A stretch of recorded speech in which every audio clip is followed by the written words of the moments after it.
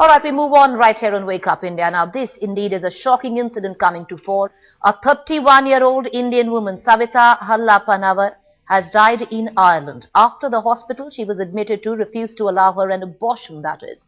Savita, dentist by profession, was 17 weeks pregnant when she was admitted to the Galway University Hospital in Southern Ireland.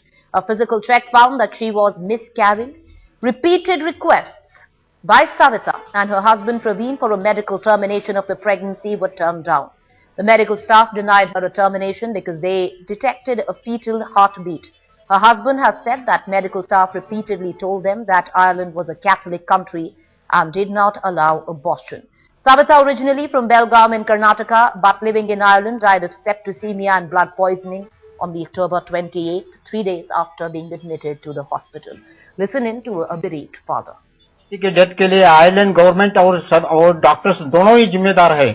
Ireland government means उनके देश में वो Catholic nation है, वो बोल रहे हैं कि उधर अबॉर्शन बैन है और डॉक्टर्स भी नेग्लेक्ट कर दिया। वो दोनों के मिलकर हमारे बेटी की डेथ हो गई। Now, Savita's distraught father has sought the intervention of the Indian government to help him get justice for his daughter Savita. मैं गवर्नमेंट ऑफ इंडिया से मैं अभी अपील कर रहा हूं कि वो आयरलैंड का जो कुछ रूल्स है वो चेंज करना, वो इंटरनेशनली फाइट करना है, वो बोल के मैं इसका ये खत्म कर देता हूं। Every day that the government fails to act legislatively. Now, the death of the Indian dentist is blowing up into a political issue, once again bringing into question Ireland's total ban on abortion. The opposition has called for an inquiry into the tragedy and is also attempting to build pressure on the government to legislate the controversial issue of abortion. Abortion is banned in the Republic of Ireland except if there is a risk to the life of the mother. In this case, there was a clear risk to the life of the mother, yet Savita was denied an abortion, which led to her tragic demise. Every day that the government fails to act legislatively is another day that women's rights are being violated and women's rights and women are potentially being placed at risk.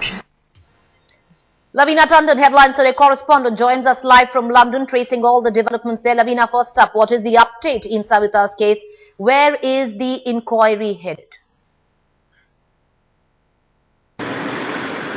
There are two internal inquiries going on at this point in time. One within the hospital set up by the hospital and one external inquiry set up by the Department of Health in Northern Ireland. Also, the Prime Minister of Northern Ireland was asked if there could be an independent external inquiry and he did not deny the possibility. At this point in time, I must point out that in 2010, the European Union of Human Rights had passed a judgment that the state of Northern Ireland has failed to implement the existing laws of abortion, especially those concerning where mother's life is at risk. And so a 14-member expert panel was set up by the Irish government, and this panel was to report back with recommendations to the Ministry of Health. And they have said that now once this happens, they will look into the recommendations and reports carefully.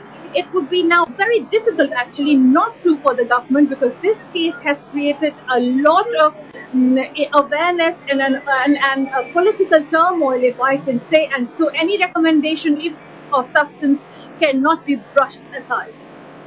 Savita, we do know that a full-fledged political war has been blown up after this terrible tragedy. The question I ask you is, since Headlines Today has been covering this story, there's been a lot of support coming in from the local population. What kind of messages are you picking up?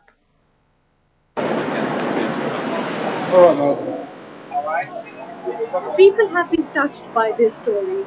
About 600 people gathered outside the Irish Parliament in Dublin protesting. About 40 to 50 people gathered outside Irish Embassy in London. This has been the most watched story on the BBC website. It has made through the headlines of UK dailies. It has gone to the Huffington Post. The original story, the link of which has been sent more than 39,000 times on the tweets. More tweets have gone than this. Facebook pages have been created. So people are talking and debating about it.